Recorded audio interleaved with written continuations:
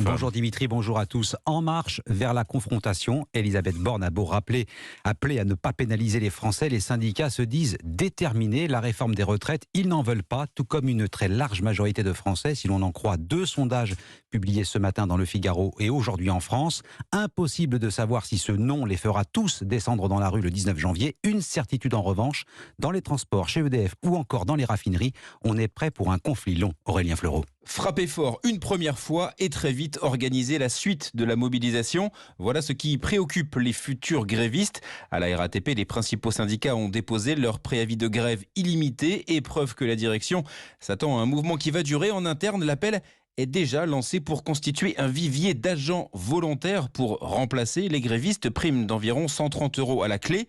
Les électriciens et les raffineurs ont annoncé la couleur. Une journée ne suffira pas. Et puis les cheminots de la SNCF ont affiché leur unité, même si leur régime spécial est désormais fermé. Ils s'opposent à la réforme. Thomas Cavel, secrétaire général de la CFDT Cheminots. Tous les cheminots effectivement statutaires et contractuels vont être impactés. Et ce sujet de projet de réforme des retraites, il est massivement rejeté. Donc il y a tous les éléments, tous les ferments pour qu'il y ait une mobilisation très forte et très significative. Les cheminots ont déjà prévu de se réunir le lundi 23 janvier pour décider de la suite de la mobilisation qui dépendra beaucoup du rapport de force enclenché jeudi prochain. Aurélien Fleureau du service économie d'Europe 1.